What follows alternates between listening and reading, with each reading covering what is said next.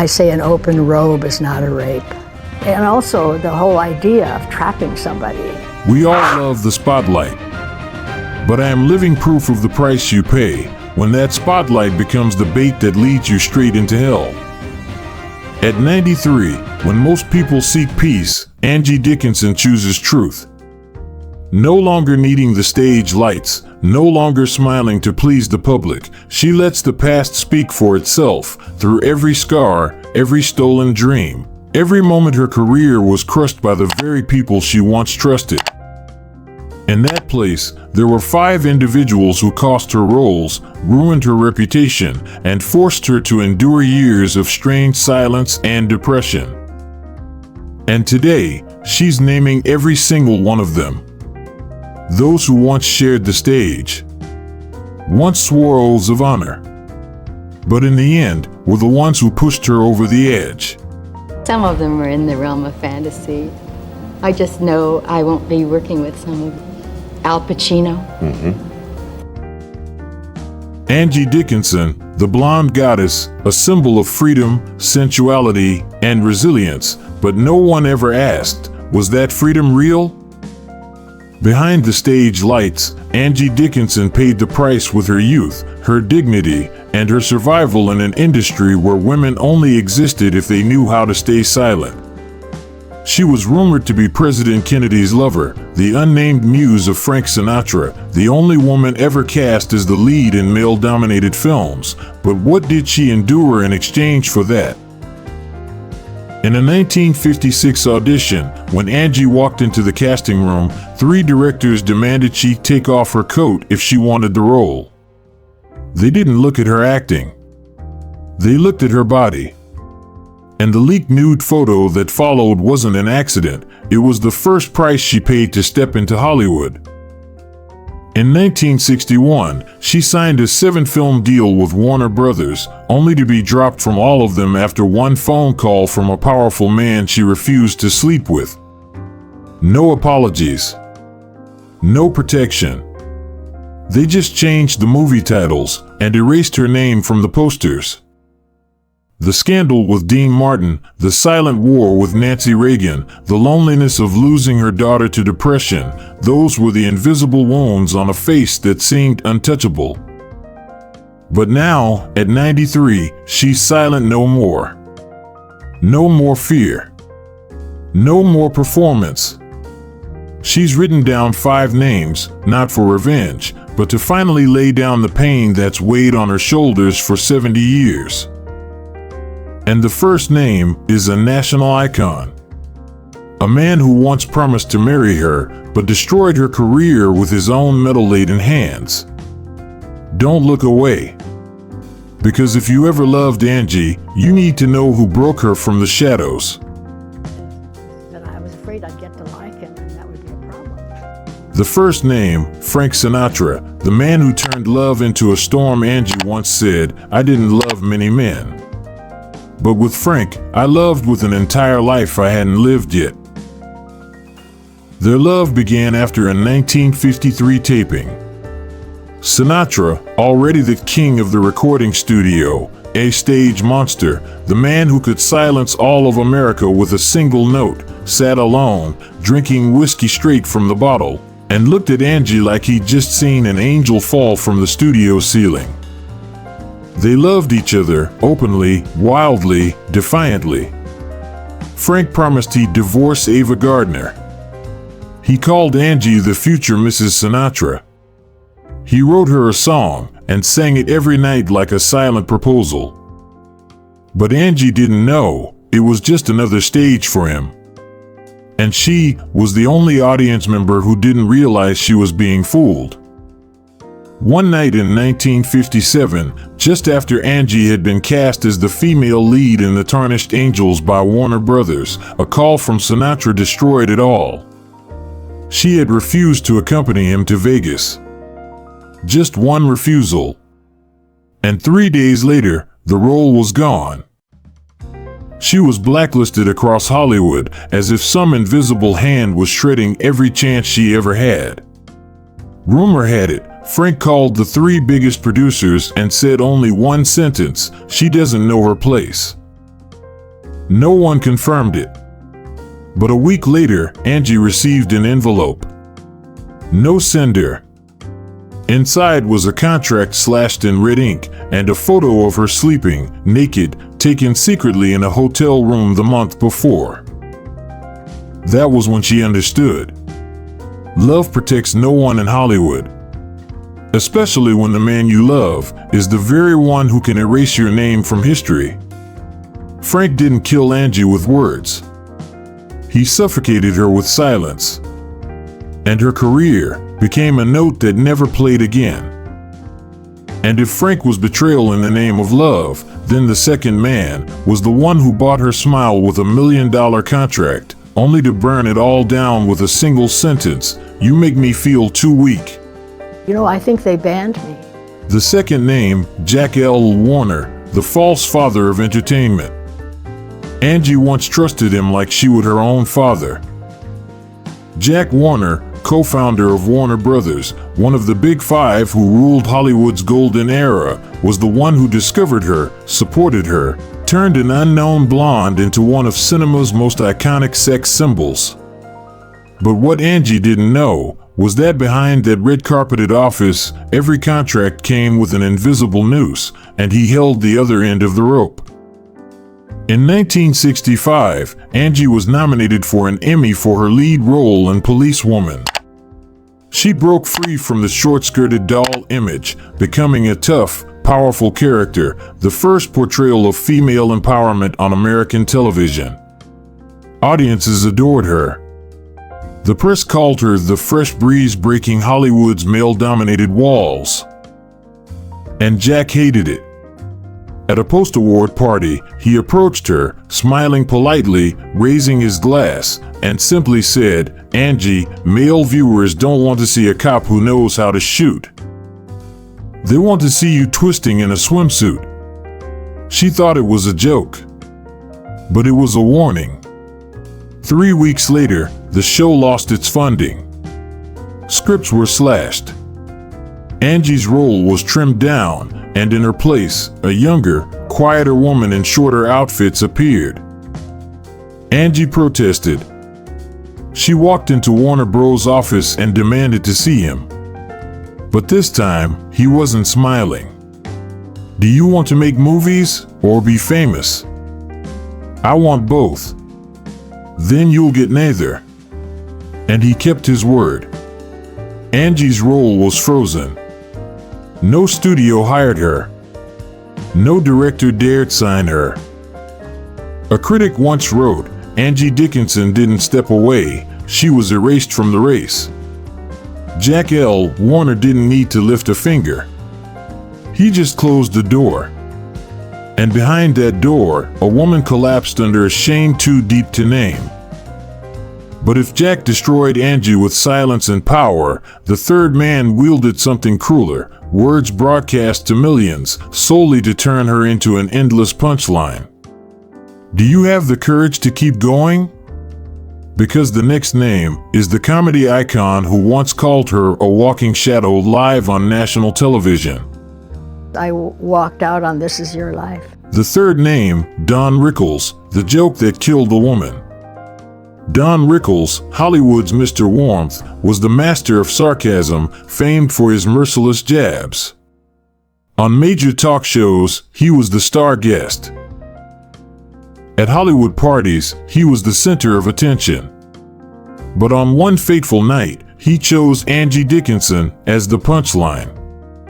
In 1974, on the Dean Martin Celebrity Roast, Angie was invited as an honored guest, celebrated as a trailblazing woman who broke television norms. Rickles took the stage. The crowd clapped. Cameras rolled. And then, he looked at Angie, tilted his head with a grin, and said, "She proves one thing, if you're pretty enough, you can go your whole life without memorizing a single line." The room erupted in laughter. The lights blazed. The director shouted, "Bravo!" But no one saw Angie's trembling hand beneath the table. No one heard her gasp for air as she stepped backstage. And no one knew that just 3 days later, a film contract she was about to sign was canceled. Why? The producer said, "We need an actress, not a wall painting." One sentence. One night of television. And the career of a woman known for action roles, lead characters, feminist icons, was twisted into that of a hollow sex symbol. Angie never appeared on comedy TV again. She once said, "Don Rickles used to make me laugh. But that night, he made my entire career fall apart." The fourth name, Shirley MacLaine, the sister who pushed her into the abyss. Shirley MacLaine, a powerful and sharp-witted actress in 1960s, 70s Hollywood. On set, she always took control. Off set, she was the big sister to many young actresses, but also the one who wouldn't hesitate to eliminate anyone threatening her place, including Angie Dickinson.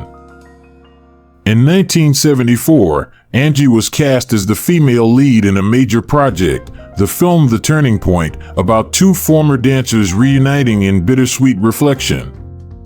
But when she learned that Shirley MacLaine was cast in the other lead role, Angie immediately felt uneasy. I used to admire her. But when we walked into the same room, I realized I was just a shadow. During pre-production, Shirley repeatedly asked the director to revise the script, trimming down Angie's screen time. Emotional scenes were cut, lines were changed, and Angie's role slowly faded into the background. Eventually, the producers made their decision: drop Angie, keep Shirley. I lost the role that could have brought me back to the top.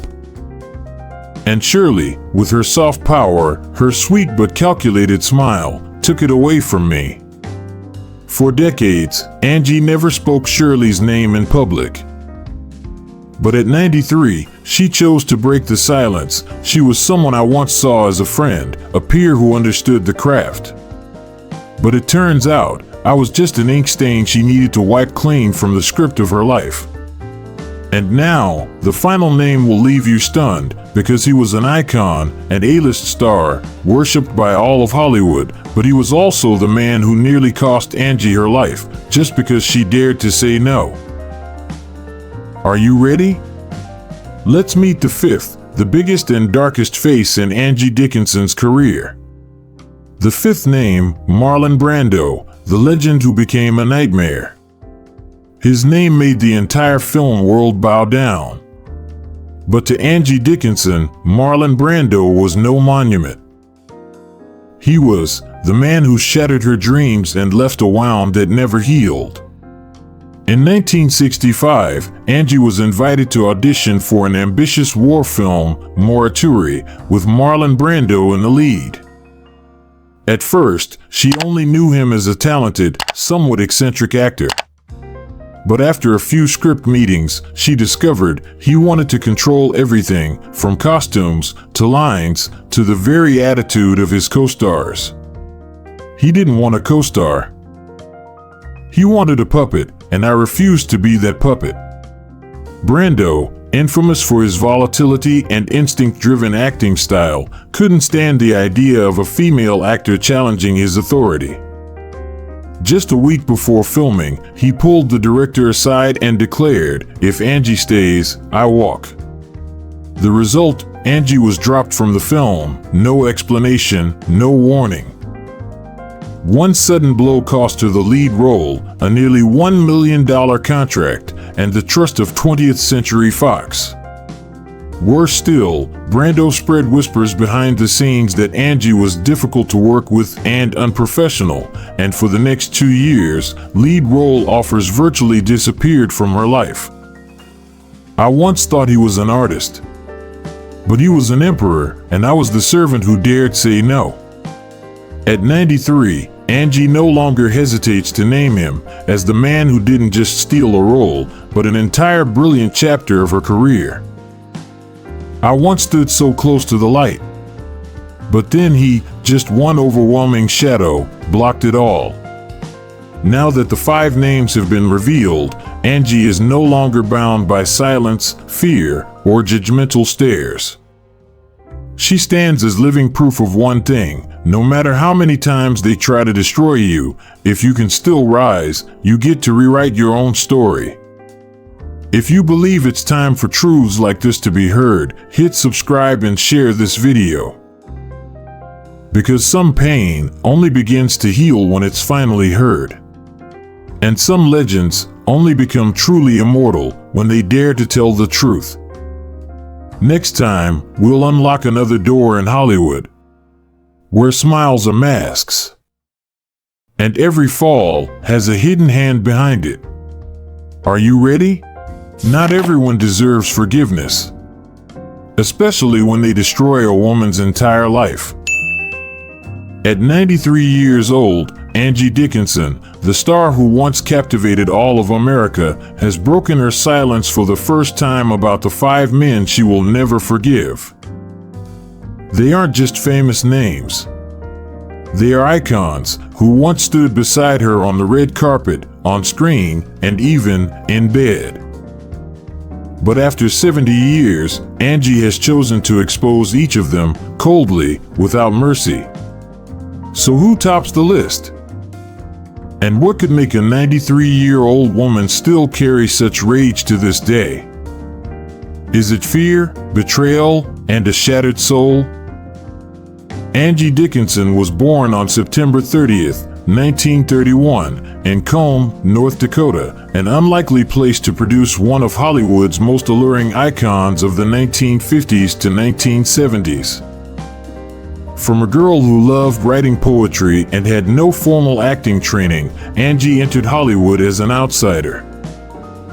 But within a decade, she had outshined hundreds of other beauties, appeared in over 50 television films, and became the first seductive female action hero on American screens, something nearly impossible at the time.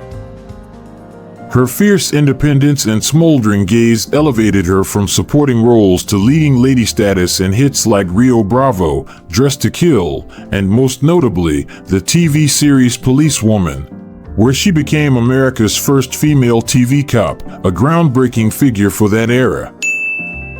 Fame came with controversy. Angie was dropped from 4 major roles simply because she refused to sleep with producers. The press dubbed her a sex goddess, but behind the scenes, many in the industry whispered far crueler names.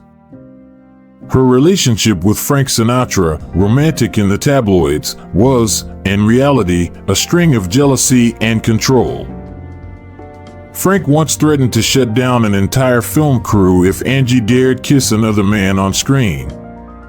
"I loved him," she said, "but I was never truly myself around him." Tragedy struck again when her only daughter, Nikki, who suffered from severe autism, took her own life at age 40. Angie didn't speak to the press. She didn't cry for the cameras. She simply wrote in a letter, "I survived. But a part of me died with her." Now, at 93, Angie has no reason to protect anyone's reputation. She's not afraid of losing roles, of Hollywood's backlash, or of staying silent anymore. And she has chosen to speak out, to name 5 men she once loved, trusted, even idolized, and now hates with every fiber of her being. Who are they? What did they do to her? And who tops Angie Dickinson's blacklist?